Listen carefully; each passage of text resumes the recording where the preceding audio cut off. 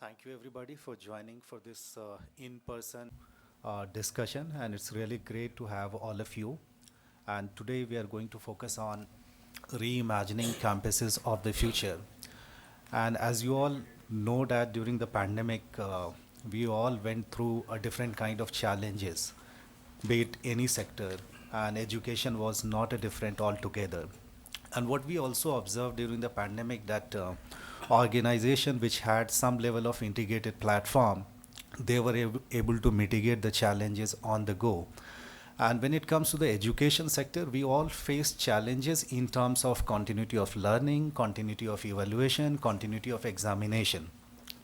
And holding a class, especially online, was not a challenge, but especially examination and evaluation was a huge challenge. So what thereafter we have been observing that government organization and government colleges and institute, both and private as well as government organization, they have been now trying to create an ecosystem which is resilient enough. If tomorrow something like this happen, we should be able to mitigate on the go. We should be able to continue our business processes on the go. And there, some of emerging technologies, especially the immersive one, are turning out to be a great enabler in terms of providing the quality of learning. So today, for next 1.5 hours, we are going to focus on that kind of discussion. We'll have a lot of discussion around technology, and I'm joined by some senior leaders from Microsoft India. They will be sharing some of the work that they have been doing across the country with various education institute. And I'll just give you a crux of today's agenda. Mr. Ved Narayan Vednatham will give the welcome note, and thereafter we'll have a fireside chat discussion. And after fireside chat discussion, we will have a small presentation from two of senior colleagues from Microsoft India, and thereafter we'll have a roundtable discussion, which I'll be moderating, and all of you will be participating. So thank you so much once again for joining us today, and I'll request Mr. Vednatham to deliver his. Okay. For setting the context, a big hello to everybody. Thank you so much for coming here on a slightly sultry evening in Bangalore. We take a lot of pride in our weather in the city. I was talking to Mr. Sinsanka earlier as to one of the few things that Bangalore can actually chest thump about is its weather. Not so much the traffic. It took me an hour and a half to actually get here today.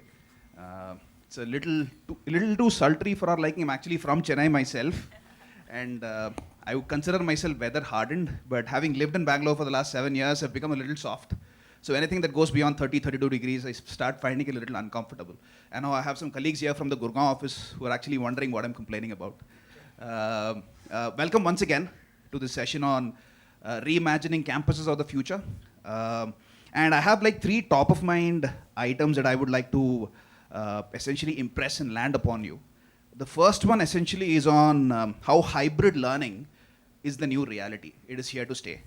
And I'm going to be talking about this from a couple of different vantage points. The first one is, of course, the role that I play here at Microsoft. The second is the fact that I also serve as a visiting and adjunct professor in marketing at quite a few B schools in India and a few ones overseas as well. A few IIMs, NUS in Singapore, University of Wellington. And some of the realizations that I've come to is the fact that hybrid is here to stay. If I just go back and think about the recent class that I conducted for a bunch of students at the University of Wellington, we had a bunch of students who were actually from Wellington, some from Singapore, some from Australia, some actually attending the class from Koh Samui, which is actually an island off the coast of Indonesia. And I was sitting here in Bangalore conducting this program. I had not seen any of my students before. So this is a clear example of a global classroom where you have students from all across the globe, the professor who's actually sitting far away, and a classic example of how the classroom itself has been transformed. And at the University of Wellington, again, we have this very interesting model, which was also tried in India earlier as well. I don't know if ISB has this today. It is this entire concept of a flipped classroom, which again is here to stay, wherein the professor essentially, or the teacher, essentially comes in only for addressing the queries.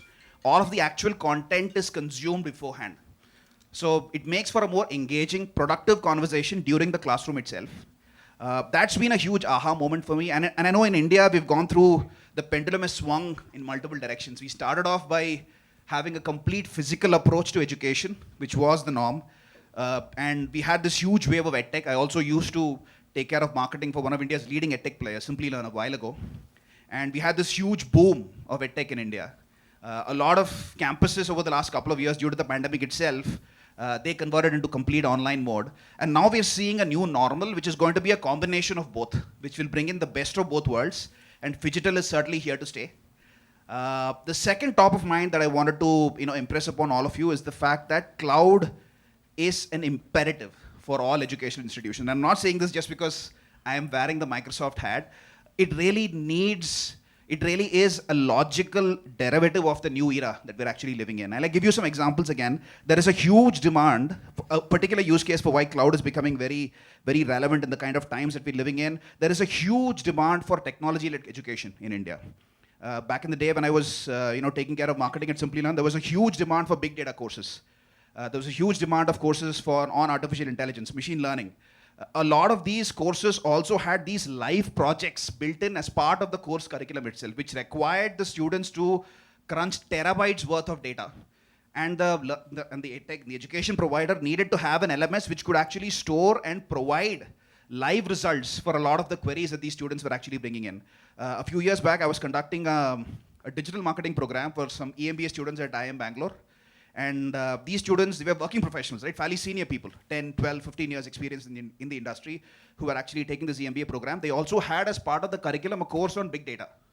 And there again, they were doing a lot of live projects which required huge number crunching, working with enormous data sets, which again needed to be cloud hosted, and the educational institution needed to be capable enough to be able to provide such services to the students.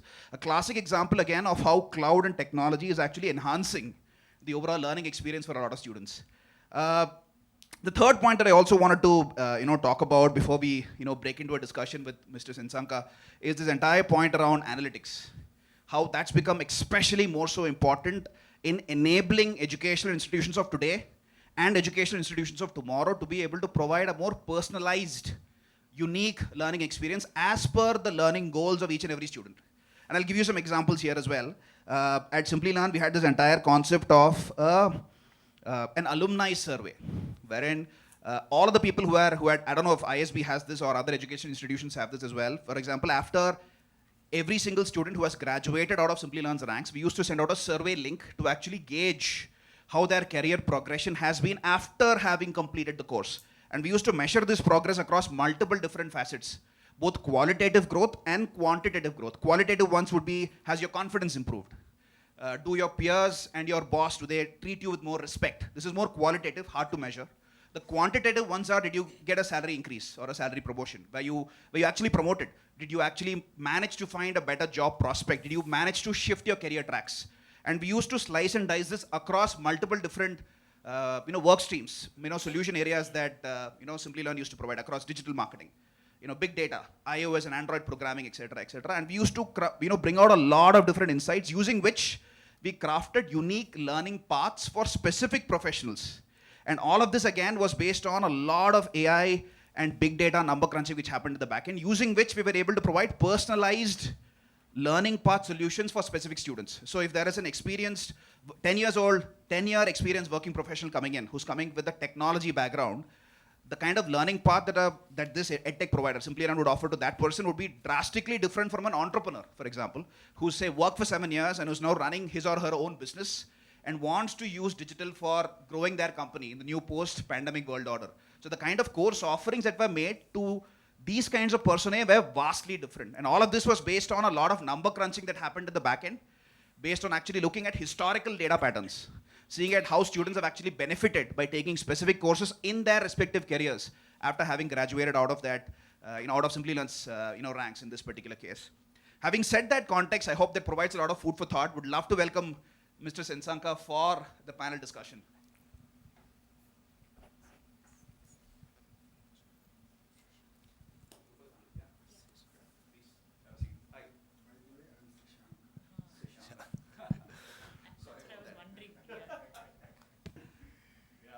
Thank you so much, Mr. Shashanka, for coming here. And I know you had to bear Bangalore's traffic. You were talking about how you don't necessarily enjoy Bangalore's traffic that much. Thank you so much for making it all the way here. How are things at ISB? My pleasure. Check. You're able to hear? Yes, please Thank go you. ahead. How How are things at ISB? I'm a big fan of the campus myself. I would love to know how are things at ISB. You'll have to bear with me. I have a little sore throat. Since I committed to Hemant and team. I traveled down from Hyderabad. Thank you so much for the invite. Yeah, things are back to normal in ISB, right? Wonderful. So while we talk about hybrid as new normal, as you rightly said, the campus experience that we give at ISB is irreplaceable with virtual. So obviously, students would love to really be there on the campus. And then we took a mandate.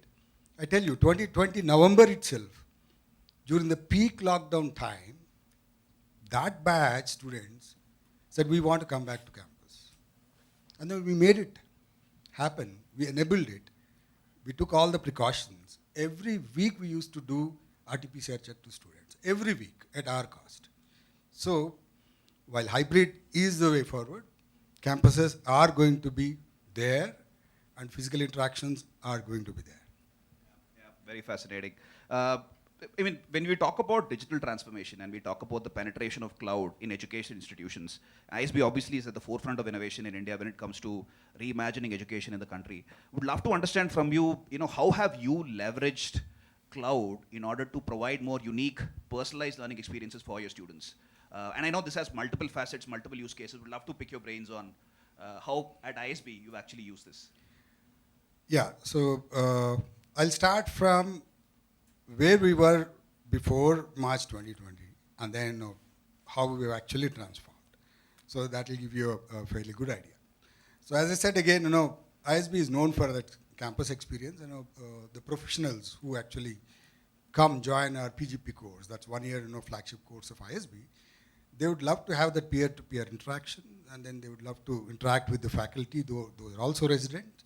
Faculty and students stay in the campus, on the campus, and then exchange ideas, then become student groups, and then celebrate, they engage in various activities. About 18 clubs we form, 18 different clubs, cultural club, sports club, music club. So these are all professionals, by the way. They come and then enjoy on the campus their 1 year stint. So obviously, till March 2020, our digital footprint in terms of learning was hardly 20%. Rest of the 80% obviously, on the campus. For the same reason that, the experience that they wanted the students. So come March 20th, the Janata curfew, and then followed by the lockdown, we were kind of stuck there. We didn't really realize what to do at that point in time. So there was a committee formed. Obviously, the program delivery head, myself, the dean, deputy deans. We started cracking our heads, how are we going to handle this situation? Because we have already selected, shortlisted, made offers to the next batch, that is 2021 batch, right? So we're supposed to be on the campus by April. So what we did is, strategically we took a decision to delay the academic year by 1 month plus. So we actually pushed it to May instead of April. So March, the previous batch was actually going. We made sure that they reached their home safe during the lockdown period, because that three days they've given the gestation time. So then we looked at our kind of program delivery model. We are heavily dependent on campus delivery, and our LMS is completely customized in-house, and we looked at various edtech platforms that are available on the cloud. So coming back to your question there, most of these edtech platforms and solutions that are there in the market even today are built on top of either Open edX and MOOCs. I'm sure all of these seniors would understand what I'm talking about. The MOOCs. So there are only two or max 3 roles were available there. One is the student, the other one is the faculty, the third one is administrator. But typically in a B school, in a business school, could be ISB, could be IM, the kind of roles that we have within our own LMS system would be like nothing less than 7 or 8.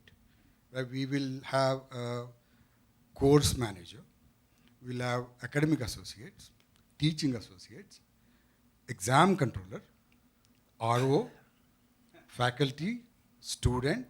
So there are at least a bunch of roles playing different roles within the LMS system that we have actually customized, built in-house. Plus, you've got group work as well. Yeah. Absolutely, Ruberg, the gamification piece of it that you're talking about. Yes, so all these things we could not really find in any of the edtech platforms that have come forward to offer the solution readily.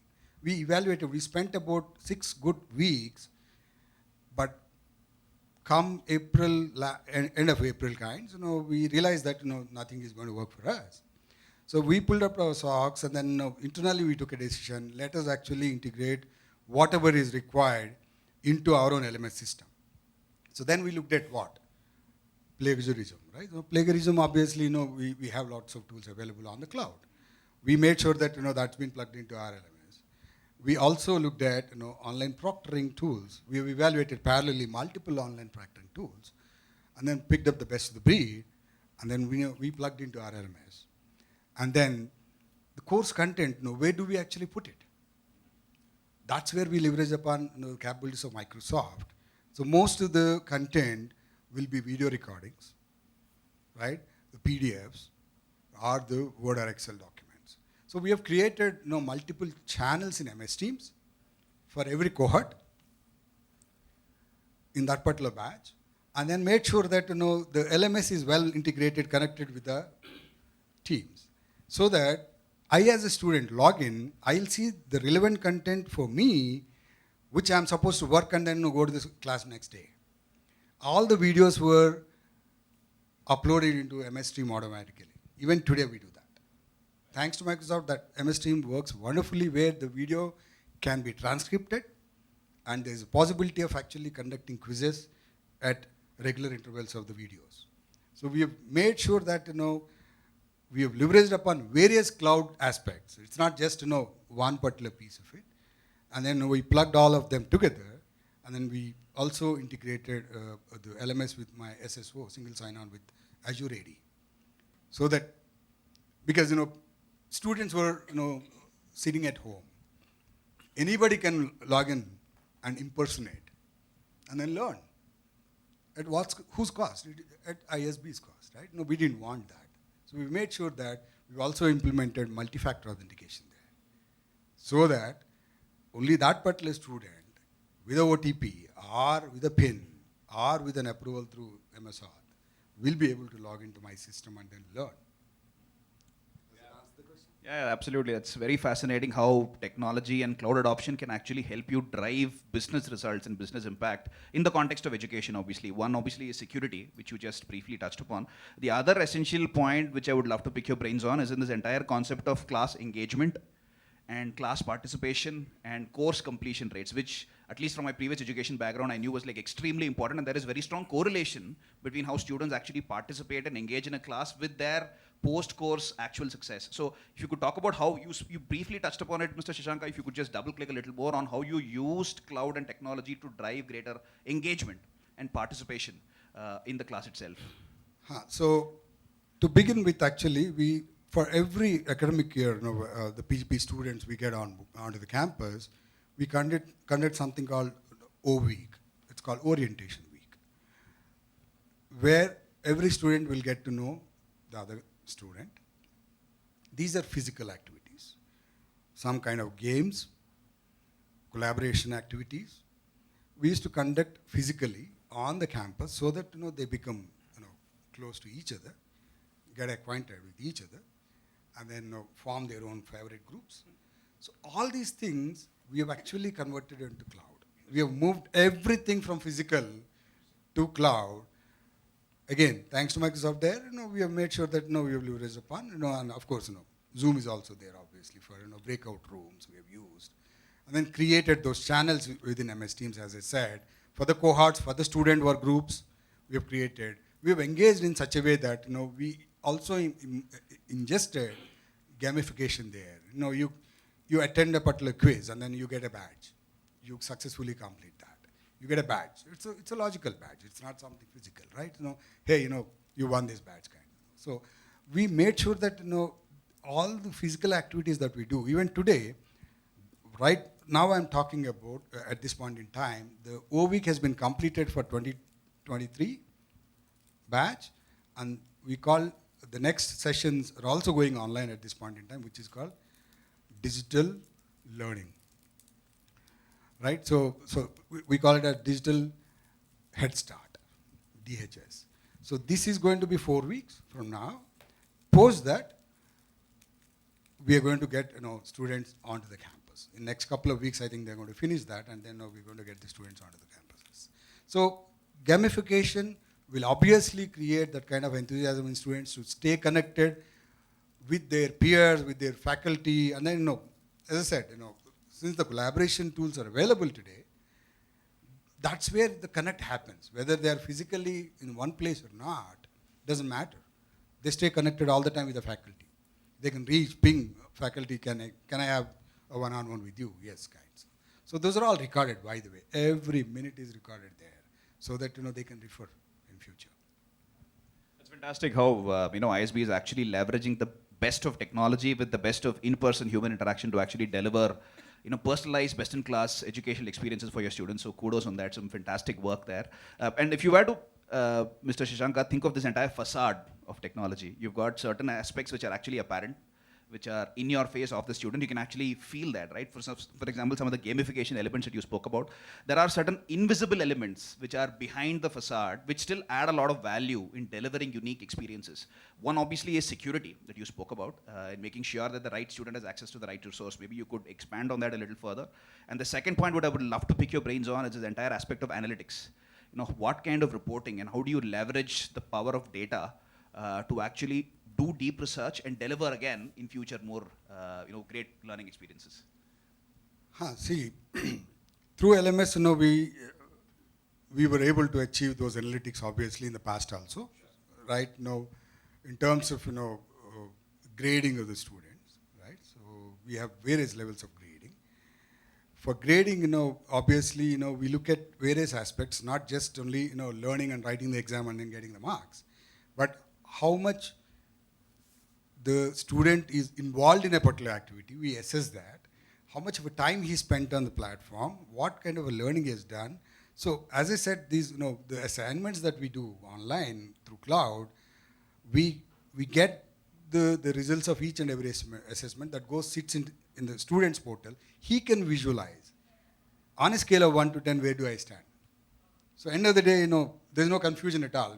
I know what kind of marks, what kind of grading I'm going to get.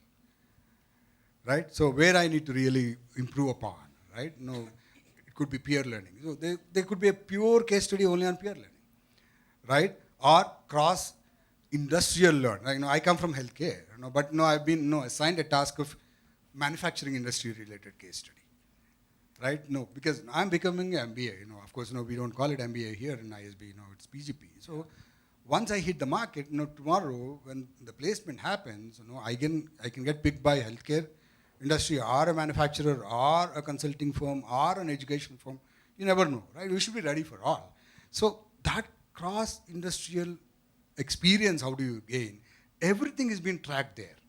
It's not just, assignment and, got the marks kind. The analytics that we see, how attentive he is, how many attempts he has made to complete the assessment, right? So 3 attempts he made. In 3, second time he scored high. We pick up that only, right? He knew. Probably third time, maybe because of the overkill of the screen time or fatigue or whatever, could have not scored. But yes, so average also we take. So many analytics we actually pick up from the way they have been connected with the system, with the people, and then gain the knowledge out of the curriculum. The curriculum, as you rightly mentioned, our faculty never come into the classroom and start reading what is there in the book or start explaining what is there in the book. Every student is given their own tasks, their own assignments. There is LRC available, there are course material available. Every course student will have course material, pumped into their portal through our systems. All are integrated. So before they enter into the class, they knew what they're going to listen to. Right? They expect more from the faculty. So obviously faculty will do lots of research around a particular topic. Analytics only you take, or BI you take, right? So anything, so that's how it happens. Yeah, very fascinating. Mr. Shashanka, obviously, as an educational institution, you want to focus on doing what you know best, which is providing high quality education. So in that sense, and obviously cloud and all of these digital technologies that are out there have undergone a lot of transformation in the last 3-4 years. And they've also taken a lot of steps to make this offering more amenable to educational institutions in the larger educational community in India. So in terms of just the inertia barrier for adoption, how intuitive is the entire cloud stack today in terms of ease of adoption? Because as I said, you are focused on providing high quality education for your students. And in terms of just inertia for adoption and in terms of ease of adoption for cloud infrastructure today, where does this stand? If you ask me, frankly, inertia has gone. It's no more a part of the system, right? Every higher education institute has realized the value of digital transformation, the value of online, being online, increase their digital footprint, make sure that they are accessible, their courses are accessible from anywhere. So inertia definitely had gone down. If somebody has really not learned out of the last couple of years, they're not going to exist. That's my personal opinion, sorry. Fascinating. It's been a fascinating conversation, Mr. Shashanka. One final question. If you had to do a little bit of crystal ball gazing and look to the future, and obviously the topic for today's discussion is on reimagining campuses of the future. What do you think the future holds in terms of how educational institutions in the country will actually embrace technology and cloud for delivering even more, superior learning experiences? Since the topic is reimagining the campuses, I would like to say that hybrid is going to be continuing. Right? As ISB, we ourselves have realized the value of getting into digital learning. We started our courses designed for digital learning. While we continue to have the PGP on campus, we started offering certain courses only online. So obviously, the crystal ball is very clear. If you want to survive, you want to be one of the best in the industry, you need to make sure that you truly transform yourself into a digital campus. My own pet science fiction story. Can we ever see a campus in the metaverse in India? We are here actually for that. Between me and my team, I have Guna here. Tomorrow we're going to the Microsoft Experience Center. We'd like to really look at the value that Microsoft can bring to us to make sure that we are pioneers in implementing metaverse in our organization. That would be amazing. I look forward to that, and I look forward to joining an ISB class sometime, or hopefully conducting a class at ISB in the metaverse. Thank you so much. Yeah, imagine. Sorry, as a closure, Please. So the metaverse, I look at it like this. If there is a case study we pick up from the manufacturing floor where the assembly line goes, and then there is a case study related to that. How much ever you explain here, right? So this is how it happens, and rather you imagine the same thing in a 3D environment with a metaverse. You becoming a character, and then enter into the metaverse, and then feel the workflow in the manufacturing plant. So that's kind of a future. Unbelievable. I wish I had been born in this generation where I could experience some of these. But thank you so much, Mr. Shashanka. It's been a wonderful conversation. Thank you once again for your time. My pleasure. Yeah, thank you so much. Thank you. Yeah, thank you. Thank you, both of you, for sharing your views and telling us about the role of cloud, innovation in the cloud, especially for the education sector. Now I'd like to request Ms. Simran and Ms. Aruna to deliver her presentation. Thank you everyone for joining, and that was a very enriching conversation we just saw. So today we wanted to discuss about, while we have these grand ideas on how do we want to envision the future, we've just come out of this entire remote environment. We want to envision a more hybrid and how we can leverage technology, in fact, even in person. So we thought, why not do a show and tell around it? Why not help you envision that? There is a lot we want to help you in envisioning. But let me start with some of the few trends we are seeing, and this is obviously in discussion with few of the other leading STEM colleges across India and in fact even globally. So what we've seen, some of the trends emerging are, and I'm sure some of you will also resonate with that, is we're seeing that we want to adopt more and more secure learning platforms. Now that we have seen in the last 2.5 years, security was at the core of it all, right? We went remote. The first phase was completely reactive to whatever the lockdown happened. How do we now gain access, or how do we now provide access to our students? So that was more a stopgap measure. And then phase 2 and phase 3, right now we're in phase 3 where we are reimagining things. And then security becomes the topmost concern for many of the faculty because people are joining online, or you are working on IP or research. So it becomes very top of mind for people.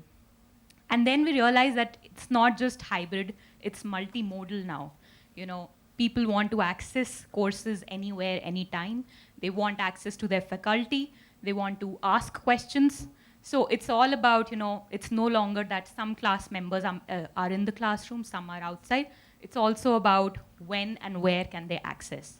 So it's, completely a different scenario, and how can technology enable that? I think we'll be covering that later in this presentation, as well as, in the discussion that will follow.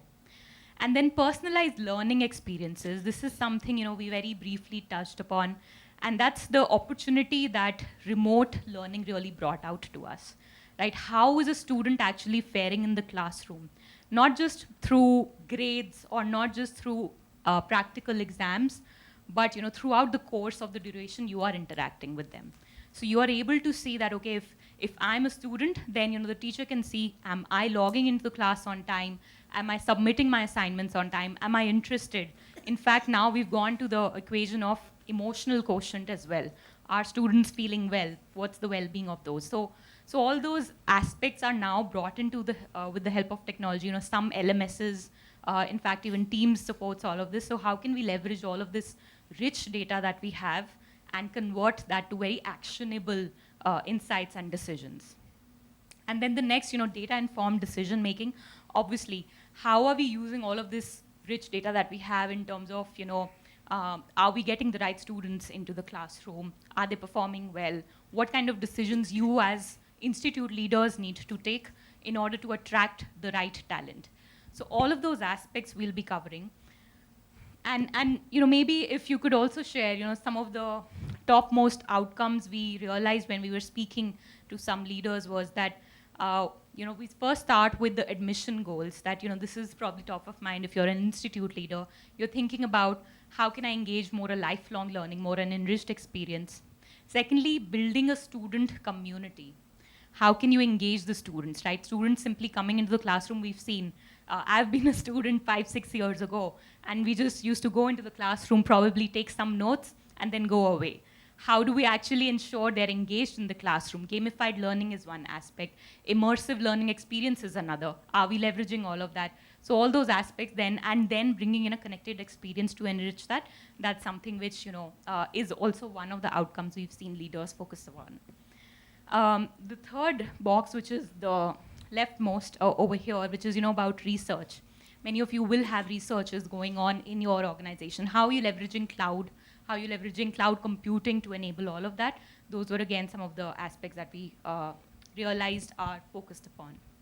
So getting right into it, this is basically the roadmap that we can work with institutes like yours in how we can help you in your education transformation journey. It's a huge framework that our global teams have built out.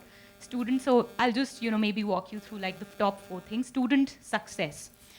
For any institute, that is the most important. We are enabling them for careers of tomorrow. So what do we really need to do in terms of having the right technology to ensure we have recruitment, alumni engagement, admissions, all of that aspects? How can we work with you on that? That's an area. Teaching and learning, 5 years ago when I had just started my journey with Microsoft, we used to speak to a lot of IITs, NITs on how they are using flipped classroom as a concept, how they're using blended learning in their classrooms. And we realized that 80% of the students, 80% of the professors were actually not really comfortable with technology. Like right now, I'm using one clicker. I have this notes in front of me and a projector over there, and probably in your classroom you're using a writing, inking pad as well. So how can we simplify all of that, so that you don't have to focus on technology, you just focus on delivering the lecture, which is what is your expertise. So how can we help you in enabling and simplifying that? That's another aspect. Secure and connected campus, my colleague Aruna will be touching a lot upon that. But security, we've seen that 60% of the attacks which are actually happening in India, they're actually happening in the education space. So we often think that maybe security is not really a relevant topic for me, but data speaks otherwise. So how do you ensure that also is there?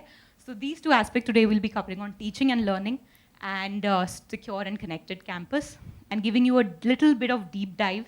We have this huge platform or huge area of portfolio of products that we have, but we don't want to bore you with that. So we'll just give you a sneak glimpse about what we have, and then we'd love to partner with you and uncover more of this later. So let me touch upon how we can reimagine teaching and learning. Top two areas which we realized was, one is student engagement. How do you keep your students engaged in the classroom? Aruna here, she just graduated last year from MBA, right? And one out of her 2 years of her MBA course was all online. So how are you ensuring that students are not sleeping, or they are not really just logging in and then going away? So engagement of these students becomes very important. Are you using the right tools? Are you leveraging the right LMS and integrating that within your environment? Now that schools or institutes are actually going in person, it becomes, teams may take a setback.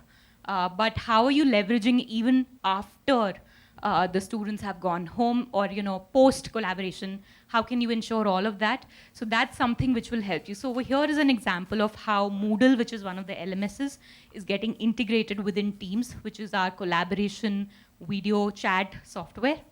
And it sort of shows that whatever syllabus, whatever course information that you have given to your students, you can simply do it from Teams. You don't have to go and go to a separate browser, find where to start, where to share. It's all integrated within one platform, which is Teams, so that life is simpler for you. In one of the researches, we also saw that there was paucity of time for professors. You want to focus on your lectures. You want to focus on creating that content and not trying to say, okay, where do I go? Do I go to the start menu? Do I go to the file menu? So that's why we've simplified this for you. The next aspect we realized was, and moving, student engagement was one aspect. The second was also a siloed data model, right? You may have an LMS which is sitting outside somewhere. You have an assessment tool probably. Some of the aspects you're probably doing on in person in class. Then you are working probably on Microsoft 365, which is Teams. Very, very separate data sources. So how do you ensure that this is all connected and you're getting rich analytics out of it? That's very important for you as institute leaders to focus upon. So let me show a little bit of an example of how, using Power BI, some of the institutes have actually leveraged this data piece and have created these Power BI dashboards, which actually tell them what they really want to see. So for example, over here, this is a sample of a Power BI dashboard where the school has created, or institute has created, an absentee report. So you can see the trends right here, how many, during which month you saw a peak in the absence data. So that way you can try to understand, okay, why are students actually taking, probably November was a high COVID month. So that's why we've seen a spike in that. Then you can see that, let's say, a lot of you will be leading, sorry to interrupt. No. Does it also give you a little more business, behavior analytics, other than just attendance? So behavior analytics in terms of, are they getting into the classroom, what are they doing? Collaboration, how much time they spent with Yes. on a particular course. Yeah, all that is possible. So there is something called Teams Insights. So that will give me that data of, are they doing all of this? What's the kind of behavior that they're doing? In fact, we would encourage you to come for our Microsoft Technology Center showcase. We have this partner solution where they actually show, with the help of video analytics, they can actually tell you if a student is interested walking outside of the classroom. So all of those aspects, can be created and shown to you with the help of that showcase center. So please do, join us for that.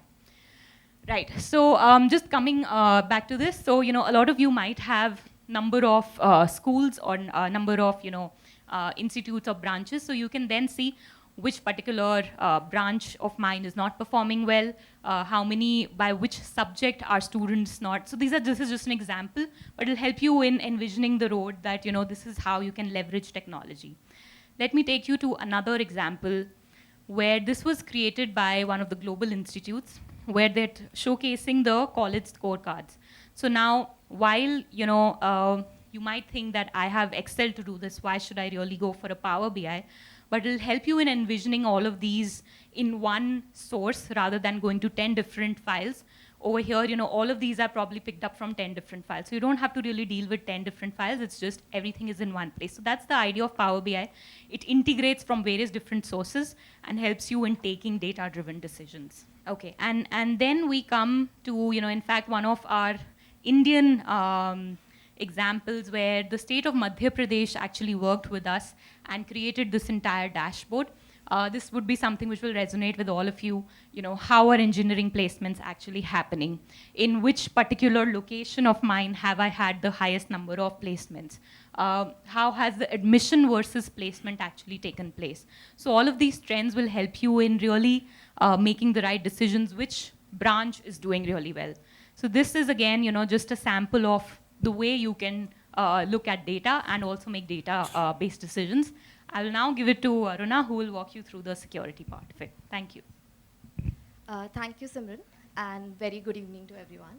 So I will be touching upon the security aspect of it. So nowadays, security is the need of the hour for almost all the institutions when it comes to hybrid world. And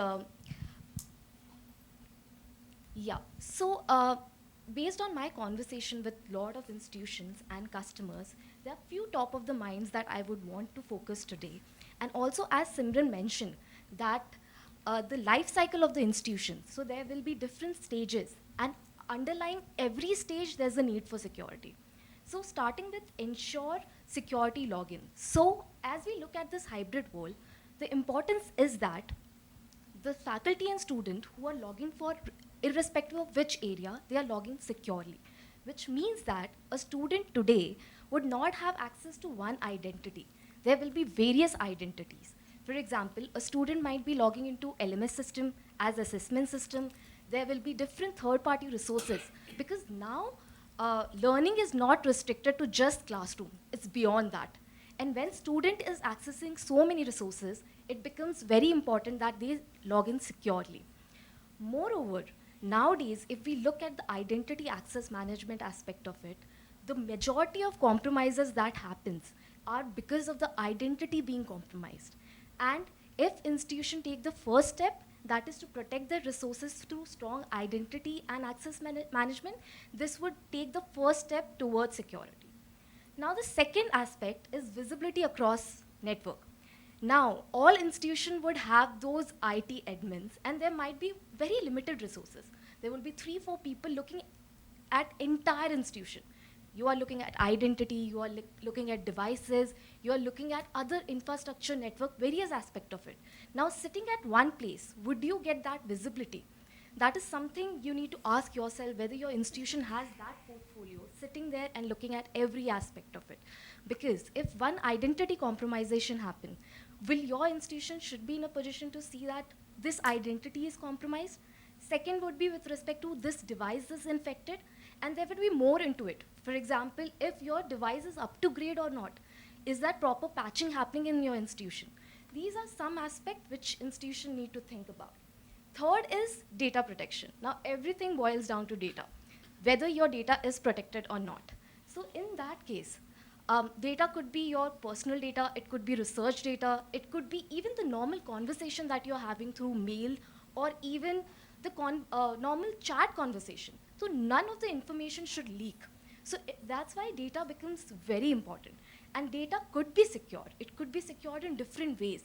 There could be sensitive labeling could be done, classification could be done, and more aspect of data could be taken into consideration. Now I'll talk about Microsoft Zero Trust policy.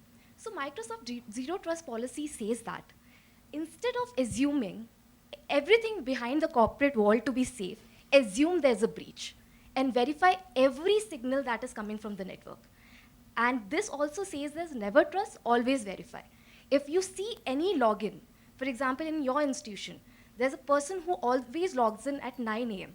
But that day, he is not logging from that particular location and is logging from some different location. Would you believe that this is the right person? Or you should check upon why such kind of movement or change happened.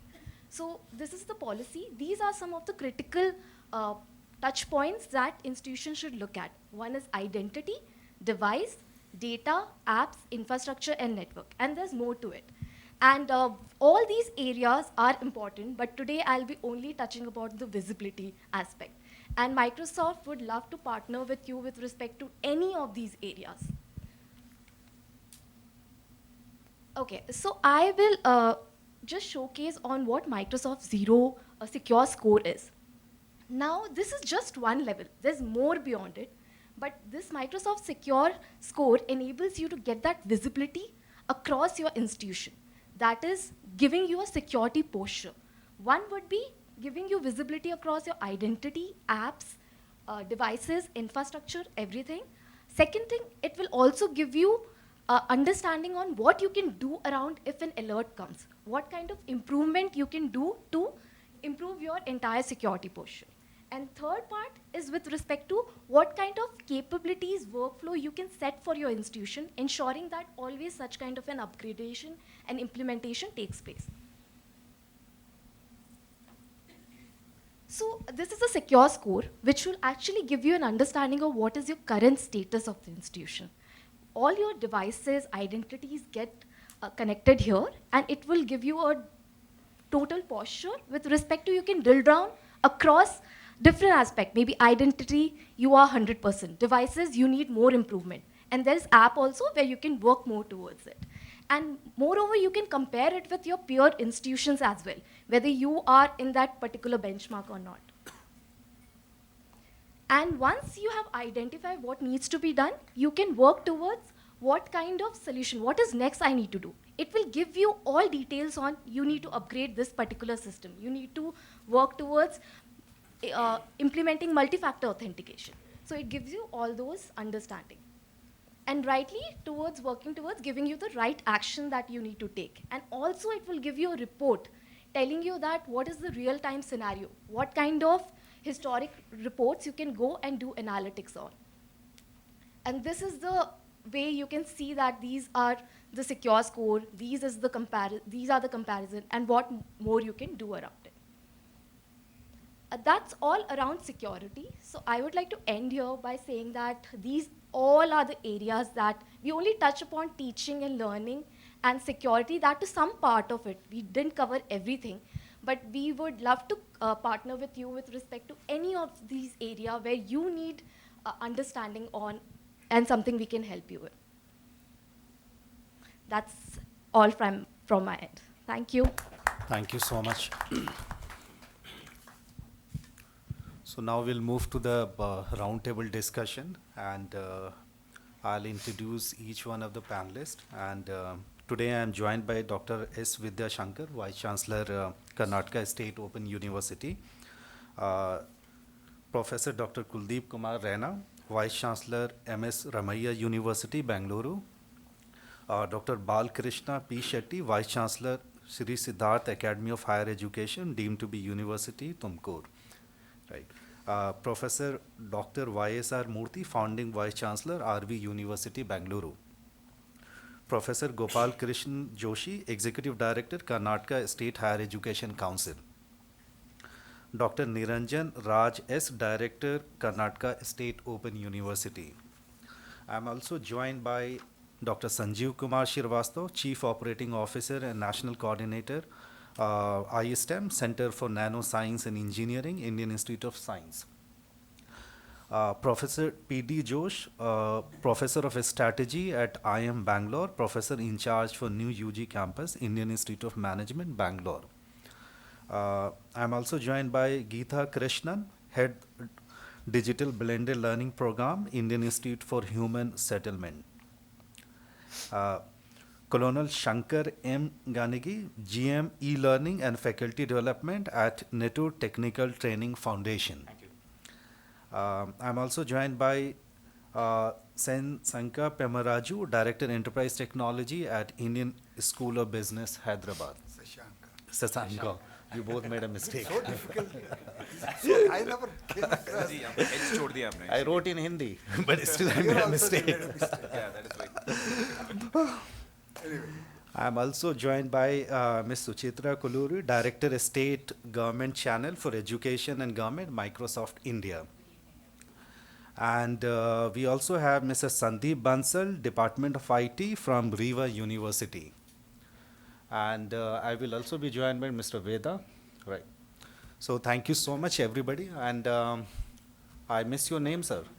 So I'm really Dr. N.V.H. Krishnan. Thank you so much, sir. So I'll write down. I can't find your name here. Okay, your name is there actually. Registrar Jain University. All right. Thank you so much.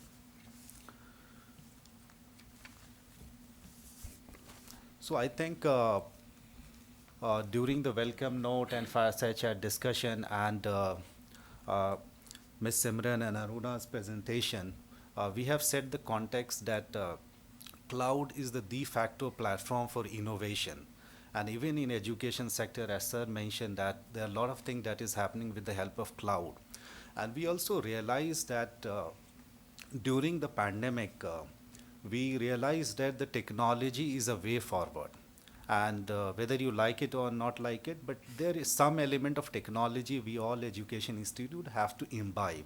And that will become an integral part of our resiliency program. So I would like to understand from you, sir, in the beginning, in the post-pandemic world, as from the discussion that we could make out that hybrid learning seems to be a reality. But that hybrid learning to be an immersive one, we need to put in place, system in place. So in your view, what are the key elements that campuses of the future need to ensure to move in a very smooth way to this transition? Good evening to one and all who are present here. Sir, one thing is sure, the COVID pandemic 19 has taught us a lesson that there is no other option. The physical campus is, of course, that is required, but still, physical campus will change to digital campus. That is one thing is sure. We know that education sector has gone through multiple periods of change and transformation since their emergence almost 1,000 years ago. Each time institutions have adapted the change, and this COVID-19 pandemic has brought out our ability to adapt quickly to unexpected situation, and it has really accelerated this transition to blended learning or hybrid learning. In my opinion, the campuses to become a digital from physical campus to change from physical campus to a digital campus, there are some key points like infrastructural requirements. First and foremost is the digital infrastructure, internet connectivity, quality and speed of the internet services, hardware and software, learning platforms have to be optimally available to all. The reason being, what percentage of students can access to it. Seeing the population of this vast population of this country and the poverty level of the students, what percentage of students can access all these facilities, whether public universities are able to provide these infrastructures. If not, private universities, how many students can afford that much of cost when all these facilities. Now we know that still we always face an internet problem. Connectivity is an issue. Bandwidth is an issue. Right. These things first, that is what infrastructural requirement, capacity building. There is a lack of digital literacy among the teachers and students. Both faculty and students have to be competent in blended learning system. Teachers should know the technical aspects of teaching online, and at the same time, students should also know the technical aspect of learning Right. online. Next, academic dishonesty. Plagiarism is an issue of concern. In an online environment, it is easy to copy assignment and other academic assessments. It is easy to cheat in online quizzes and exams. This has to be curbed again with help of technology. Institute must employ technologies to both authenticate students and verify the originality and authenticity of their work. Data privacy and security, the most important, another important element for an hybrid learning. The whole transaction takes place online. It should be ensured that data exchange is safe. Here, both the content of the course as well as the private data of the students has to be safeguarded. Right. Cost of the programs. Since online or blended learning eliminates most of the costs associated with infrastructure development, maintenance and delivery, these courses may be offered at lower cost to attract more students. Right. That is what the cost, my last point is cost less a most important factor, because I being from a state open university where students were joining our university, and our university is specialized in ODL learning, open and distance learning, where students, if they join in the first year, they fail to join for second year for want of money. Right. When that is the situation, see some 40,000 admissions are there. For exams, they fail to take up exams. At least by 80% of the students, they don't take exams. They give different reasons. Right. We are offering many concession for girl students who are from BPL families, 25% discount. Now this year we have announced that there will be a 30% discount for auto drivers, family members, cab drivers, family members. Right. We are looking in that tank. Got it. I See, completely. we should reach Right. to the persons who cannot reach us. Right, right. I think Dr. Raina, two very important point Dr. Vidya Shankar raised. One, the connectivity part, and other is the affordability part. And both of them are a structural problem. It's very difficult to solve in a day or two. It will take some time. On the connectivity, government is already doing a lot of work. We have a national optical fiber network plan, then there are SWAM, and there are other things that is happening, and colleges, schools are being given access to internet. On the affordability part also, there are a lot of things happening, and when you adopt actually digital actually enable you to scale, to take things to a different level altogether. Would you like to add something to what Sir said, especially from a transition point of view, given the fact that we have now realized that digital transition is an inevitable act, wherein you need to have a very good balance of your on-campus and digital campus infrastructure? Thank you very much, Mr. Ojali. And very good evening to all distinguished panelists here. A pleasure to be amongst you all this evening. I got late, you know the traffic of Bangalore.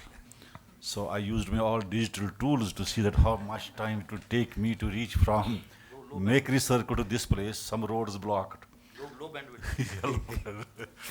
And in that context, I think I compliment the Microsoft and the ET government .com to take such initiatives. Friends, you know, each one of us have been facing some of the difficult times of our lifetime. When we speak about the digital, I think it has become a misnomer now, frankly speaking. To my lab technician, he doesn't know what digital is. He sees that television is digital. So I think there is a need for each one of us to bring awareness about the people. That is very much needed.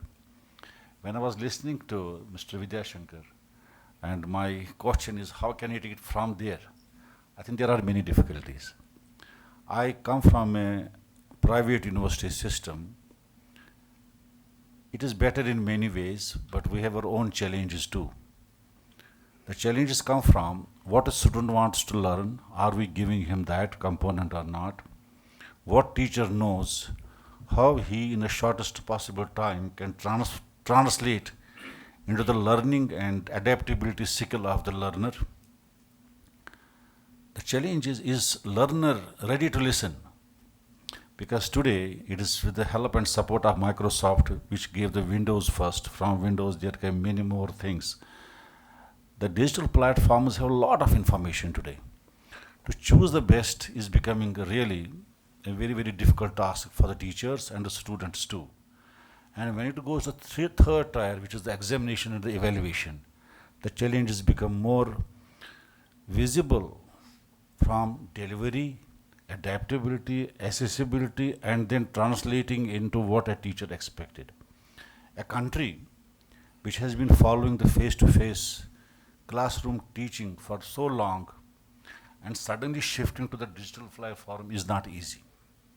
With our own issues, we have the geographical dividends, but at the same time, there's a very huge digital divide.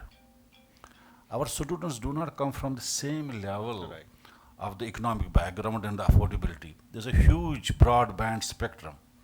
This broadband spectrum is not only with respect to internet, I think thinking aptitude at the same time. So I personally feel, that there are opportunities. The future universities are certainly going to be different. If you look at the data which came about a decade back, this conceptualization of having the virtual universities was discussed and deliberated at several fora. COVID gave a thrust to it. It compelled us overnight to translate, and a transducer was introduced. I put sometimes COVID is a transducer, which made us to unlearn what we knew and learn what we never knew. So we were not physically prepared, mentally prepared. Now getting this to a blackboard, from blackboard to sending some PPTs is a big issue. I think from university system perspective, from the university perspective, challenges are there, but we are adopting to the new norm of learning, which is blended. When I was listening to Simran as well as, what is her name? Aruna, very good information is there. But who knows this information? I think the teacher who joins in the teaching profession, does he know the skills of how I will digitize myself? Because he has not come from that school of thought. Those who have been the professionals in computer science, good friend Professor Joshi here, and many of us, we knew what it is, but it is not across. It was thought digitization is mandatory for people who teach electronics, computer science, but not the one who is a professor of social sciences. For him, it was society more important than the digitization. Now, this digital divide in the university, digital divide in the departments, we sometimes talk of intra and interdepartmental. How are we going to bridge? Then translating it to the student, it becomes difficult. In many cases, we have seen, even in the faculty meetings, the dean's meetings and others, we see everyone is there. If you ask, can you hear me? There is no response. That means digital mode is on, but physical mode is not there. So from digital to physical and physical to digital, I think this 2 years is not a sufficient period for the human race to adapt to certain things. We need some more time. New tools that are coming into the marketplace are really fantastic. My appeal to the Microsoft is, I have been using Microsoft for a long time. In fact, I learned about the Windows when I was in England studying. Not someone taught me, but it was self-learning. Today, this self-learning is missing. So education 4.0 is something where we have to divide a bridge. Furthermore, anyone who comes to us today is looking at the employability. Is digital learning helping him to learn? Like for in mechanical engineering, we used to teach welding. How can you teach welding in a digital mode? And what kind of welding? He will remember all that. When he will go to a workshop to practice, he doesn't know what is Asterian welding and what is the aluminum weld. Doesn't know. Similarly, in electronics, if you have to develop a circuit, digitize it, what do you know about it? So, my friends, there's a lot to learn for us, and such initiatives which are taken by Microsoft are noteworthy. I appreciate it. And teams which they gave us made us a team, and with students we work as a team, and team multiplies the success, divides the work. I am sure Microsoft is going to help us in more than many ways. If there's a chance, I will speak something more because I don't want that I should be the only speaker amongst all the distinguished speakers. Thank you very much. Thank you. Everybody will get their chance. So before I go to Dr. Balakrishna, Veda, would you like to add something on the transition part or something Sir was telling?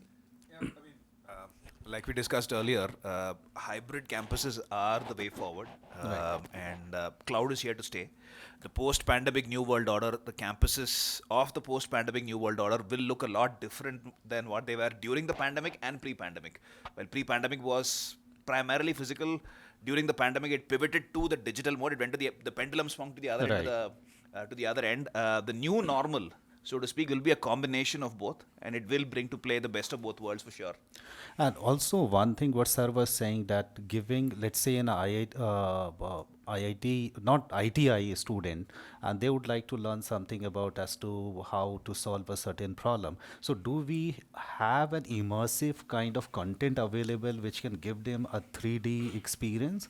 Uh, uh, I think, I think Sir, Mr. Shashanka was talking about Yes. university in the metaverse. I think that will certainly provide Right. that level of immersive learning experience. AICT created a platform, VLabs, Right. virtual labs. But you see, lab and virtual lab, it is imagining something. It did help us to qualify and pass some students in the first place. But what we did, we opened the labs once pandemic situation was slightly getting better and better. There was less teaching, there was more learning hands-on. I think we need to complement and supplement these technologies that are available to us. Thank you. Coming in between Yes, just a yes. 30-second interlude. because absolutely, there are anybody some, can come in There are some between. excellent inputs that are being tabled here, and while I know that you do have a couple of questions for me, which we'll kind of address them as they come. But firstly, I wanted to share that. In my previous company, I was with a customer, and this was actually a bank, and this was a CEO of a bank, and I remember him telling us that, I'm sure all of us have heard this, very soon, and probably we're getting there very much quicker than we expected. Every job in the world is going to be a tech job of some kind. Right? Because that is going to be foundational, and underlying the domain is going to come on top of it. So what the bank CEO was saying is, he was saying, I'm not doing a finance job. I'm doing a tech job in a finance industry. And that's what we're all going to be seeing very soon. If not for us, for our students. Education came to the party a little late, but it's inevitable, right? So we're all talking about teachers and students being skilled in technology as a foundation. The idea is twofold. One, to make it simple for them, so that they're not tensed about using technology. That's number one. And that's partly our job and partly the academia's job, right? And second is, it's important that they, 90% of the time, they do what best they can. Throughout the day today, we've been really talking about, what's imminent. Today, we don't have a choice. We have to be hybrid. I'd like every one of us to think that it's a fabulous opportunity. Today, the professor in ISB doesn't want to be only a professor in ISB, because ISB has probably invented so much. A Jain is come up with so many new concepts. There's so many institutions, and the professor in ISB wants to teach global audience. Why not? Right. And that's what technology is here to enable. Right? Absolutely. Look at it, okay? Today, I'm proud to say I'm in India. India has an app for COVID. India has digital COVID certificates. I don't think US has it. We're getting there. And let's not be scared of technology, because that's what is going to help us leapfrog. right? We are not going to follow the course that the US followed. Industrialization 1.0, Right. industrialization 2.0, technology 3.0. No, we're going to leapfrog to 4.0, whether it's in connectivity or whether it's in software adoption. And that's how we all need to look at technology. Right. Right? I just thought I'll bring that Yes, in. absolutely. I'm so sorry No, to no, that's interlude. perfectly fine and complete. Yes, please go ahead. This is with respect to the bandwidth. In fact, we have been using this online, in fact, much before COVID also, we had already started online. The biggest issue was we have got nearly 10,000 students, and 80% to 80 to 90 are absolutely rural area. So from our side, NTTF side, we do have a bandwidth, I mean, good connectivity and other things. Issue was on the other side. Right. Now, they were mostly using the free bandwidth, which is 1.5 GB per day. And that was, completing within about 3 to 4 hours. And we had an online session every day for about 4 to 4.5 hours. That's how we had scheduled it. So after 3 hours, the attendance used to drop Go down. down. So what my thing was, is there a way to ensure that other side bandwidth is dedicated to a particular application? Like let us say he buys, let us say 1 GB or 2 GB, which he can consume only for the online class, or let us say I'm using a simulator when logged in. Can it be consumed only against that, not through his own WhatsApp downloading videos and movies? Right. Can that particular Technologies are available, sir. We have airdrop kind of a technology where Right. you can containerize, create a container within mobile, and then put whatever you want. End of the day, the device is owned by him. Right? He can overcome the container without any problem. Right. Yeah, so Can I come in here? Yes, yes, please. Dr. Vijay Shankar has flagged number of points, including strengthening the IT architecture, Absolutely. or even training of teachers in the online pedagogy. But there are a number of other areas. For instance, student support services. During COVID pandemic, mental health was a major issue. Like normally we think of physical counseling, where the counselor meets a student and then there's a mentor meets a student. But during the pandemic, when there was a lockdown, I was working with OB Jindal Global University, Sonipath. We moved to an online platform called yourdose.com, Right. where students could, approach them online and seek counseling. And it was quite this thing. So it's not only the mental health, but there are many other student support systems, right? From hostel allocation to elective bidding to many things which can be automated and which must be automated. And libraries is another important aspect where we need to move towards digitization of libraries and then make online resources accessible to students. And this is where there's a lot of, when you were talking about transition, the digitization of libraries is important. In the online course, when we shifted to this thing, we found that student plays a very important role. Like the onus is on the student. For example, you may have a class on Zoom, but how much motivation does he have? He may connect, but what if he's mentally absent? Like that's why first we need to motivate students to learn for lifelong. That's extremely important. If you are moving towards either online or hybrid, motivating a student for learning for the sake of learning or the joy of learning, Right. or lifelong learning, and then expose him to the different kind of a pedagogy. These are some of the things Right. I just want to mention. Right. Yes, I'll. Today's student is much wiser than we were during our time, certainly. He will screen out what he wants, not everything. That also puts onus on our pedagogy, that what we want to teach him. He's very, very selective. He's more analytical today because he foresees that what I have been taught in the class for so long is not giving me any relevance. The skill sets that have to be there needs to be put. Furthermore, you see, when we look at hybrid learning, it is not only classroom, whether online or offline. In hostels, the learning we cannot imagine that learning which comes. Because I worked on a campus, where we had around 10,000 students, and I was a chief warden at one point of time. Midnight, people will be in the cafeteria areas, talking, discussing, evolving. Where is that? It's not happening. What happens now is copy WhatsApp It has become a new university now. I don't know what university we call it. I call it the WhatsApp university. What commons is the best, but the peer learning from students in the hostel, in the rooms, even in the sports field, is going away. So we need to evolve a process. It will not happen today, I tell you, but tomorrow is going to be certainly a change agent for which we are discussing and deliberating. But a complete life cycle is not only through this, what is in the class. The life cycle management system includes extracurricular activities, supports, thinking. Sitting in the library gives more learning than just looking at the e-books. In e-book, we used to provide the link to the students for all e-books. Then I asked my librarian, just tell me the statics. Sir, they are just opening and closing it. There is nothing. Who will read everything in one go? None. But in a book, when you open it, see, most of us, we are all tech-savvy people, but we still put in notes, discuss and deliberate. This thing is missing in the present student generation. Another aspect, when COVID was okay, they wanted to come, not to appear in the examination in the real mode. They wanted to examine in the virtual mode. What does it indicate? It indicates there are some change in the habit of the students too. My dost, Richaz, she is propagating it too much. But I think there has to be a dost in us too, to tell him, we are your dost, make a difference. So we have to be the differentiators in many ways. Next 2-3 years, I think, are going to be more challenging for us.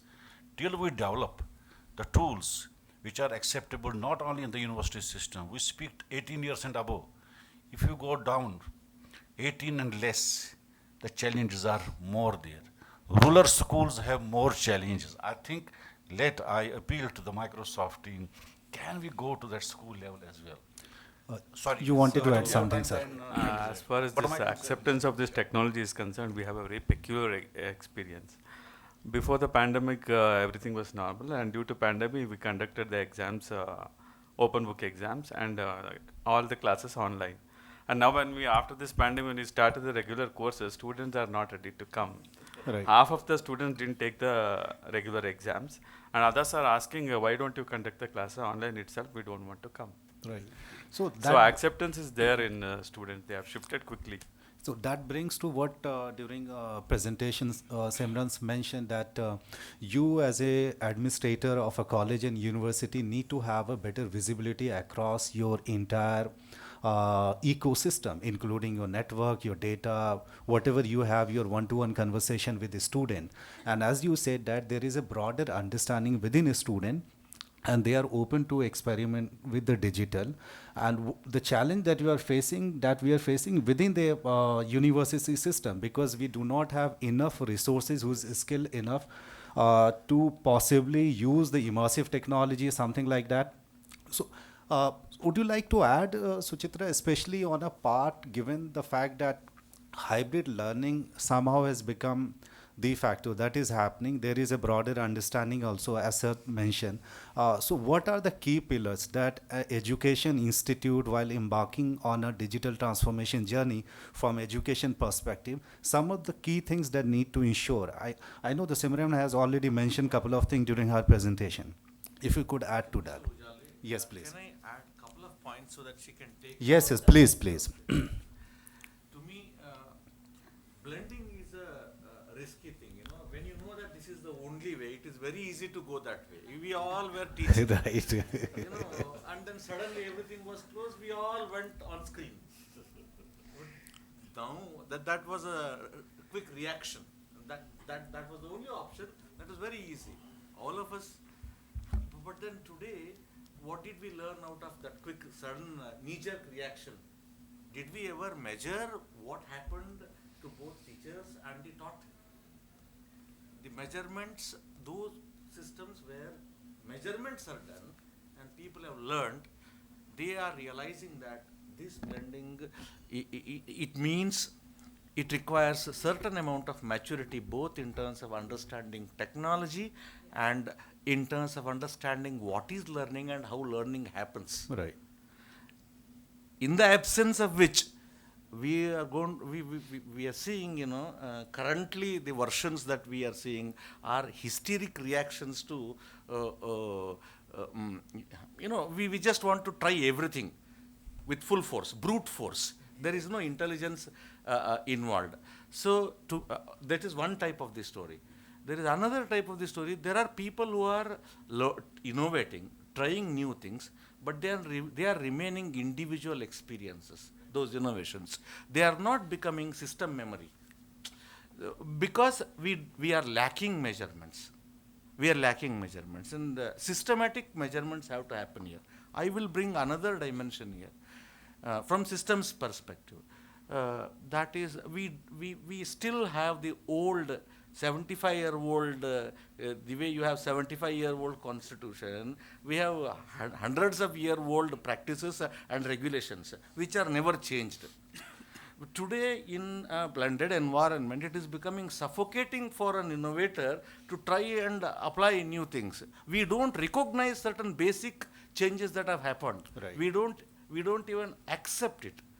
So, which people are trying to bypass and try. So, regulations, creating an ecosystem which enables all these things is an important aspect that I want people to look at as leaders. Then faculty, of course, is a challenge. To me, teacher is teaching what he knows in the way that is best known to him. Right. From that, we need to transform him to teach what is required in the way that is suitable to the learner. Right.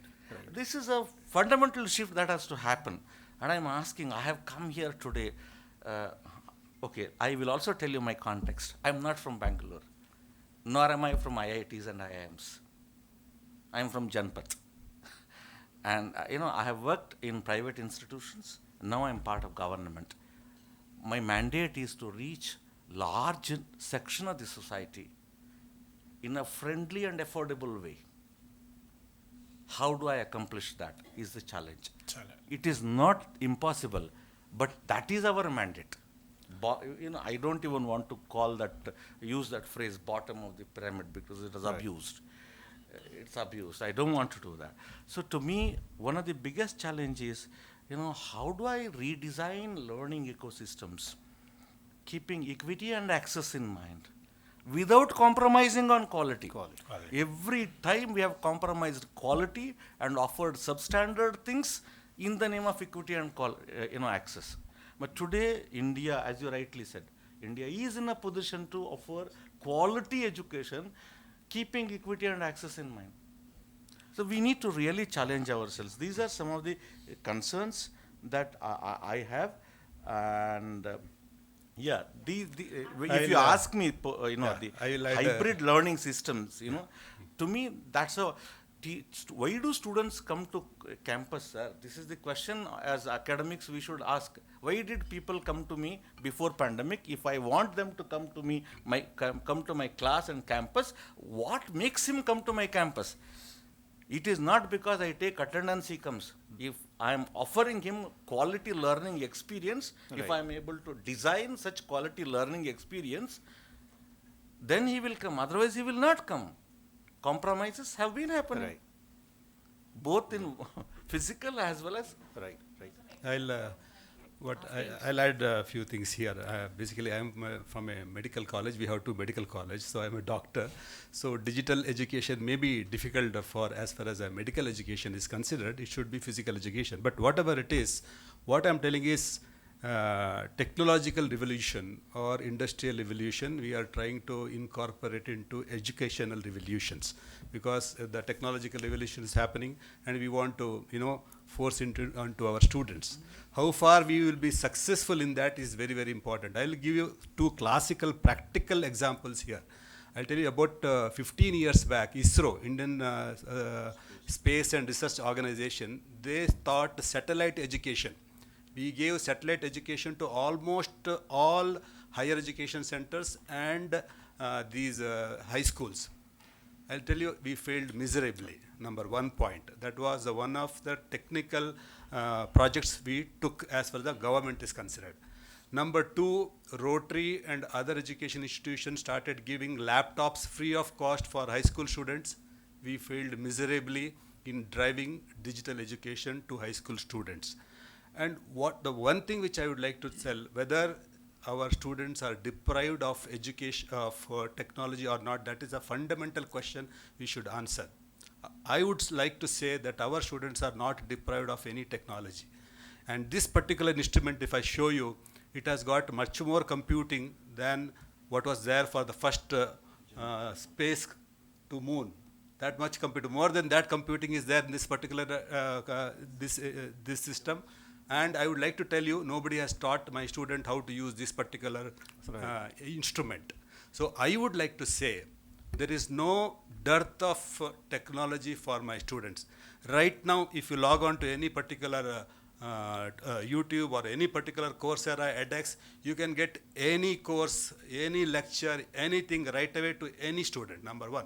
But as Vidyashankar has told, what is lacking is the power, internet connection, and all those things. That is the most important problem. So that has to be addressed, very important. That is a point we should be addressed. Right. What I would like to tell, now, of course, the previous speaker said it is a flipped classroom that is going to that is going to stay. We will give the content to the student. He should read and come, and the classrooms will be for for interaction.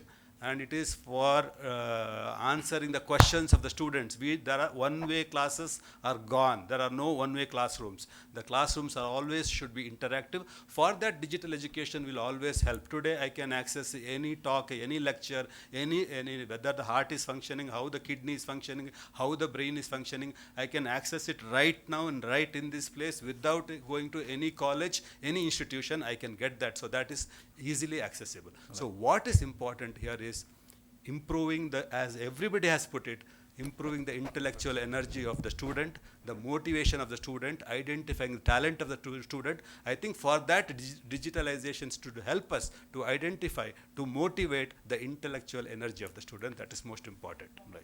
Yes, please. I'll come. A few before there are more ideas. I thought I'll just again not trying to answer all questions because I'm not coming from any area of expertise here, but I think probably some perspective which will help us, structure some of these great points that have come, right? Firstly, I think it's very, very important. This room is full of academicians, right? And I'd like to, first of all, very humbly admit that we're talking about technology being an enabler. Right. We're not for a second talking about technology replacing education as it is today. Because I think no technology provider can claim to do that. I think first it's very important for all of us to understand what we're trying to address here, right? We're talking about technology being an enabler for the teacher. Yes. Not replace the teacher, because it is impossible to replace the teacher. Absolutely. Right? Absolutely. We're talking about technology being an enabler for foundational education in a way that the teacher and student are not grappling with technology in the classroom. Teaching technology is not the objective. The objective is education. Technology is a way to impart education. I think sometimes we probably may forget that.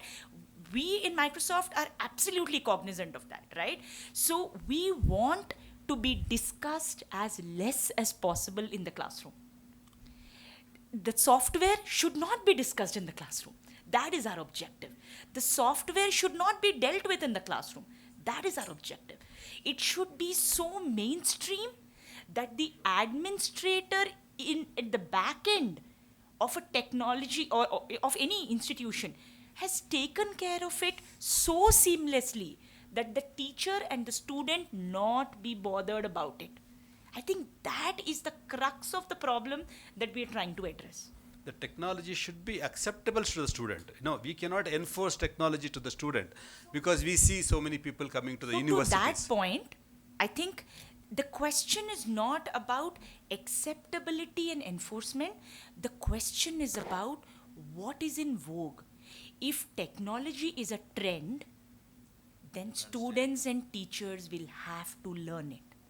And also one point I would like to add here, if we look during the pandemic, 2.5 years, what was the biggest challenge for university? Continuity of learning. Somehow we manage online by using Teams and other solutions.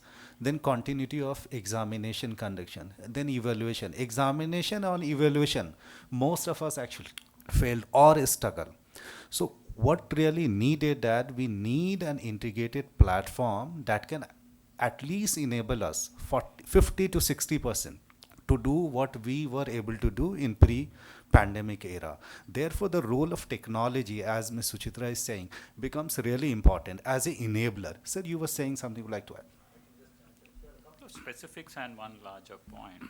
So last year, thanks to the pandemic, we were forced to do an A/B testing unconsciously, right? So we had a bunch of students who initially attended classes in the online mode, and then the same bunch of students came back and attended classes in the classroom mode. And we were checking engagement, and I think there's a question that came up in terms of how engaged are students when they're in the classroom, if it's a virtual classroom. And it was an interesting discovery for us. One is we realized that those students who were very engaged in the physical classroom sessions were equally engaged in the online classroom session. So in other words, they were engaged independent of format, independent of methodology. On the other hand, and that was the more interesting finding for us, some of the students who were very quiet in the physical classroom environment were actually more engaged in the online format. Right. Because they said it afforded me a safer space to interact. Right. Because in a class, I can see my classmates laughing at me. In the online Zoom equivalents, I did not quite see that behavior. It encouraged me to come out. Now, this is just one example, so I wouldn't say that this is generalizable, but it was an interesting subconscious finding. We were not looking for this finding, in other words. So that was kind of interesting. And the second thing is that there's a little piece that came out from the MIT just yesterday, if I'm not mistaken. And to me, it is a watershed moment for two reasons. This Professor Richard Neufeld, who is on the other side of 70, is a very venerable professor, and I had the opportunity to meet him 10 years ago. He used to come and teach at the ISP as well. So now he has agreed to experiment with the flipped classroom, right? So after so many years of teaching in a physical class, he went back and did a flipped classroom, recorded a few of his sessions, put it in and said, in the class, I will only answer questions, I will only engage in discussions. And they have done a pilot of this, and they've measured engagement levels in the classical lecture-based class versus the flipped classroom. And he's come back and he himself has reported this in a video, and he says that engagement levels are up by 30%. So this is numbers, right? This is not, I think they are more engaged. This is physical numbers talking. And of course, engagement is very narrowly defined as anyone who speaks in class, and I think that's a fair statement to make about engagement. These are interesting slivers of evidence, and to me, this points also, and somebody mentioned this, we need to do a little more understanding of what the impact of this is. And these are single pieces of research, but if we take these as research questions, and Microsoft can do that, all of us in academia can do that, but really understand in a very objective manner. Because one of the things that I'm sensing less and less now is that we're not talking of a classroom versus technology, Right. which was the discussion till about 5 years ago. Today we're saying how much of technology can we use, how well we can use. So I think we moved away from the us versus them argument. So Microsoft is in the same room as the academic institutions today. We're not talking on two ends of the spectrum. And as an extension to that, and I think one thing, at least I sense very consciously, is that there is a very significant generation gap between us and our students now. And I don't just mean this in terms of age, right? Because all of us grew up in the pre-digital era. So for us, the default mode was a classroom. The default mode was a physical faculty teaching us, the chalk and talk as we call it. And for us, technology came into our lives, right? It came into our lives gradually till about 10 years ago. edX and Coursera accelerated it. The pandemic put it on steroids, etc., but it kind of accelerated the whole process. But for today's students, they are born to technology. Right. And like, sir, you were mentioning, they don't resist technology. For them, it comes naturally, right? So they will adopt far easier than we will. And I think it's important for us to kind of take cognizance of that generation gap and say that, yes, intuitively for me, it does not feel good enough. Of course, the medical world is definitely an exception. I will absolutely not question that. Of course, yes. But intuitively, we come at it from saying that, do they have access? Can they learn? Are they engaged? Are they awake? Because we are used to the classroom environment. Right. So, and therefore, for Microsoft as a thought experiment, what I would suggest is the next time we do a convening like this, have the next room where you do a similar convening with students, run the same questions, contrast the results, and I think that can be a great learning experience. I think it's worth kind of listening to the voice of students, because many of us keep saying, we should listen to students, teach them what they want, teach them in the way they want. Do we know what way they want? They probably want digital. And that If can you be look at done the IT sector today, so many employees have said, I'll give it in writing, I want to continue to work from home, I don't want to come to office. What if students say that tomorrow? Are we willing to listen? Correct. students are exposed to all kind of technology. Yes, They will take it up only which they like. absolutely. And which technology they like, the technology which will help them to score marks, number one. Yes. The technology which will help them to get the employability. And there is academics, there is skill, there is research. These are three parameters of education. Yeah. Okay, some of the students only want academics to score marks and get into employability. Yeah. Some of the students want only the skill. Some of the students want to do research and become scientists or faculty. something Yeah. like that. So these are the three patterns, the things which they look into. And if they like, they'll take up that technology. So necessity is the mother of all inventions. And that is true of technology as well as the classroom model. Yes. Right? It's Absolutely. independent of Mr. technology. Bansal, you would like to add Sorry. something? that was- Good evening to all. I'm feeling I'm odd one out because I'm not an academician, but I am a digital transformation expert. So I have been doing this digital transformation for many of verticals. During pandemic, I got a chance to do the transformation for education institution. I heard everybody which we are talking about, and I can understand from where we are coming from. What I realized is, first of all, when we are doing this kind of thing, we are not aware actually what is our requirement. If I say about the requirement, when we say about the bandwidth, talk about delivery, there are many components which comes in the education through digitization. Now there are certain aspects which I apologize if there are certain things which I know we are doing, but with my experience which I am coming up and sharing you, that can help us because every institution has their own need, system, process, which I am using, you may not be using. But what happens is that institute is using this application, I will also use it, and that got miserably bad. So in last 2 years during this pandemic, one thing which I understood is, first of all, we should have one proper technology person who is managing the technology, not a person basically from a lecturer who is managing the CS. Reason, what you're teaching and what is in operation is totally two different things. Absolutely. Second thing, as rightly said by Microsoft, I came very late. You came late, sir. I came very late because the traffic, thanks to traffic. I used to think Mumbai traffic is higher, but Bangalore is miserable. So I just see the glimpse, but believe me, sir, you adopt a framework. The framework is very, very important to understand what is required for your university. So believe me, nobody is better than in education than you. You drive the education, let the technology person drive the technology for you. Right. Let him be an enabler for you. You will not find any bandwidth issue. You will not find any issues. He is there, as Suchitra was saying, let admin manage it. Right.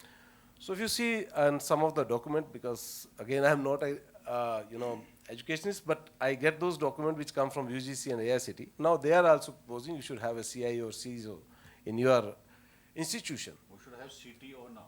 Yes. CTO should not be only for a corporate. Universities also need chief technology officer. Right, Yes, right. it should be right. So I am basically, that CTO has to architect Right. the complete infrastructure for you.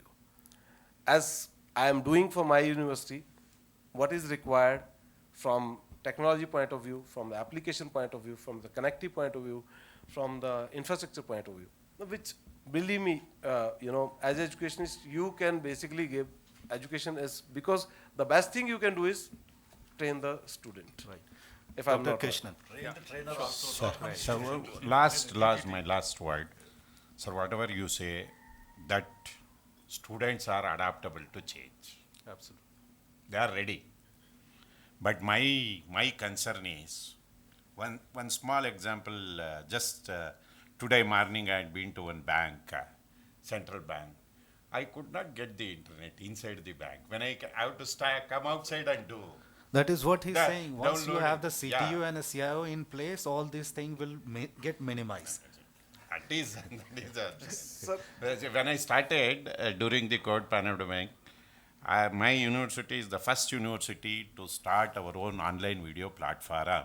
I saw students climbing on the tree and sitting and listening. He has sent a photograph.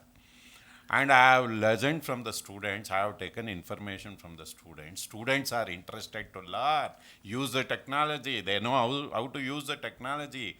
One student from remote place of HD Kote, she said, sir, I have to come 400 meters from my house to get the internet, accessibility to the internet. The first thing to be solved is the internet accessibility to all the places, remote places. Reaching the last person.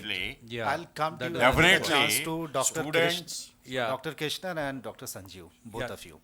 Thank you. So I fully agree with Dr. Vidyashankar that access is very important, and you cannot achieve things without access. Now, the most recent use case for us where we used technology was, of course, we organized the second Kelo India University Games recently. We had around 8,000 participants, including around 4,500 athletes from all over India. And the first thing that we thought of, before we took up the organization of the Games, it was very daunting because we had to coordinate with the central government, with the state government, with the Sports Authority of India, and then the AIU, and so all these, VIPs, and the Honorable Home Minister had come for the closing ceremony. Then we had even Anurag Thakur, the minister. He came at least 3 times. That shows his interest in the in sports.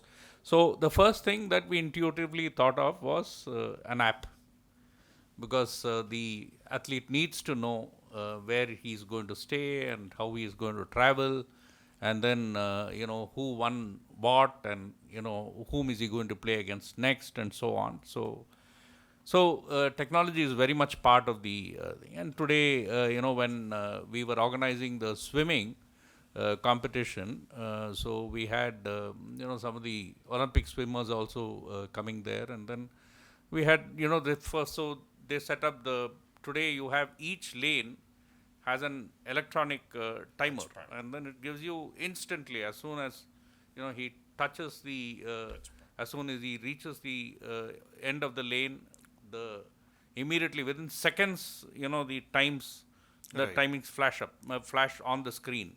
You get to know who has, so milliseconds is also reflected on the screen. So that was our, so it was really the amount of technology used in games. I was amazed to see, because we had almost, Bangalore, we had 20 games this time. Right. And 16 of these were in our campus, and 4 took place in Kantirava Stadium and SAI and so on. Anyway, now coming to, yes, we also at the university, during the pandemic, we used technology obviously for delivery, and then for evaluation, and and then when we were doing the evaluation, we found that proctoring was slightly difficult. Many students preferred to take their examinations using their mobile phones. So where proctoring is difficult, when if everyone has a laptop, yes, it's easier. But then with a mobile phone, it's difficult. So even we gave up. We said we'll go to a trust-based system. And of course, all our exams were online, but we did it. We said that first circular notification that I sent out was, we trust our students. But of course, we had to, take it with a pinch of salt. Now, basically, why now it's not a question of whether we want to get into blended or not. We see a lot of exciting possibilities with the blended mode. For example, one of the 2 challenges we have. One is, we are a multidisciplinary university. It's both a challenge and an opportunity. So the opportunity is that you can blend so many disciplines together. For example, we always had that dream, and today we are realizing that dream. We always had a dream where, they are not studying a single discipline.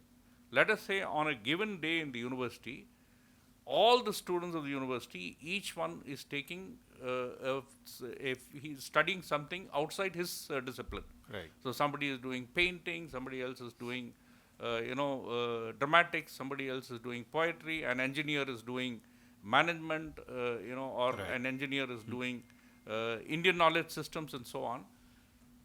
The only way we can do it is through technology. Absolutely. So so 2 or 3 days in a week, we are devoting entirely to online, where Right.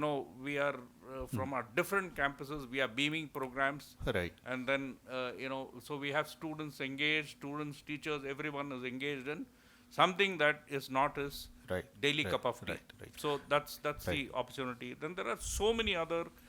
For example, we are Indian knowledge systems, for example. We have recently been recognized as a IKS center, Indian Knowledge System Center.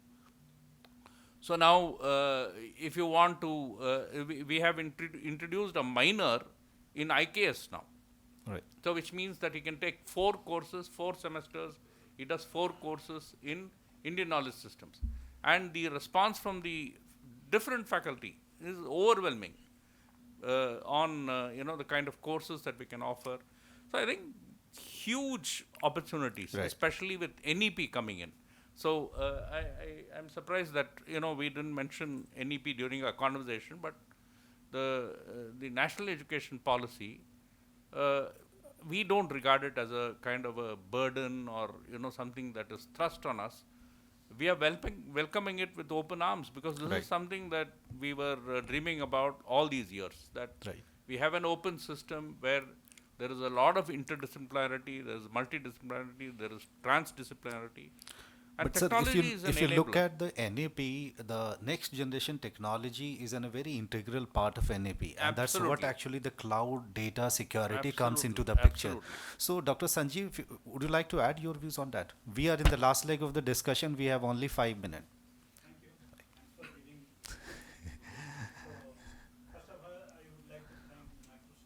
ET government. We are a big user of Microsoft Azure Cloud, and we have hosted a lot of software. So I want to tell you some of the things. I want to categorize the whole problem what people are here talking in the name RISE. R is coming from since we are from research organization, so we'll talk about the researchers' problem and all. So R, I have given that researchers' pain in getting R&D resources. Right. That is a real problem in the country. Second thing is the industry people don't have skilled manpower, and they have always financial issue to run their company and all these things. And the society need, what really our society needs. And the last, economy of the country, whichever country we are talking, either developing country or this country or whatever is there. So we have given we should work for the rise of the nation. Right. Okay. So what we did, I belong to ISC Bangalore, and we have started one portal that is called iSTEM, and iSTEM stands for Indian Science Technology Engineering Facility Map. I'm not sure how many people have heard, but this portal was launched by the Prime Minister here in Bangalore during the Indian Science Congress just before the pandemic.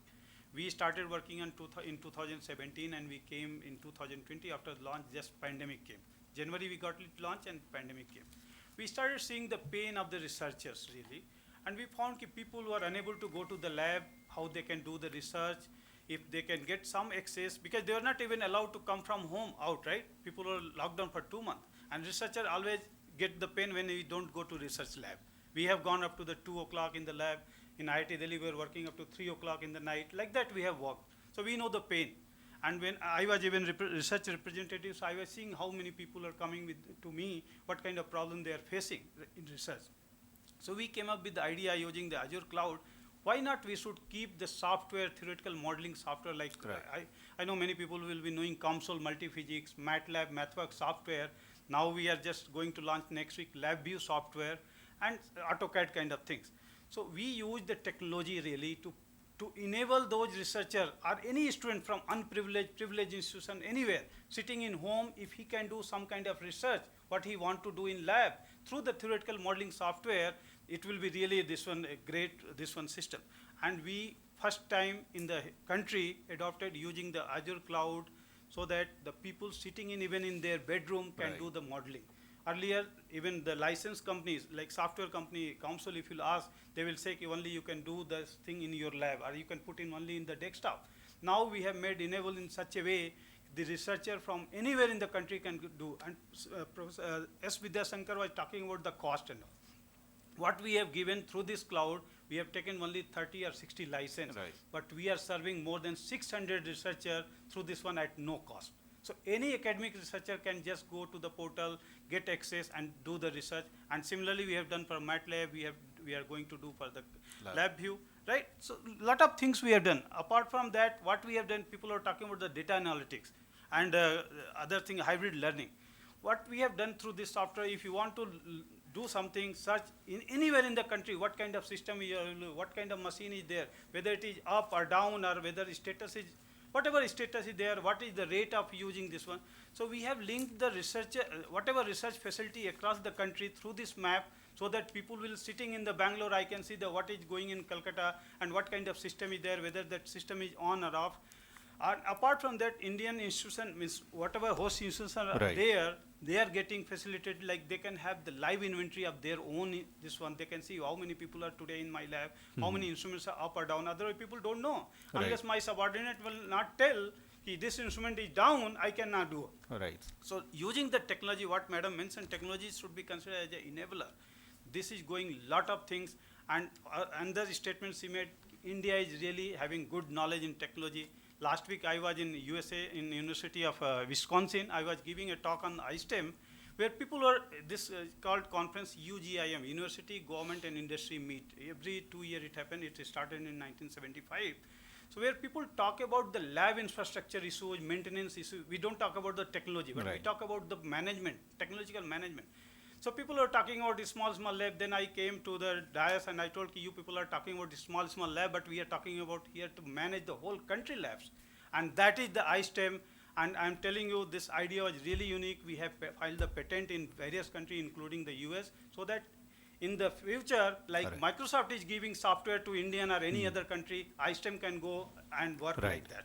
So that way we are going to do, and iSTEM is going to work like that, one nation, one portal, and it is going to enable really using the technology. Lot of observation and question to you, Suchitra. Last word to you. After listening to you, even Microsoft is clapping.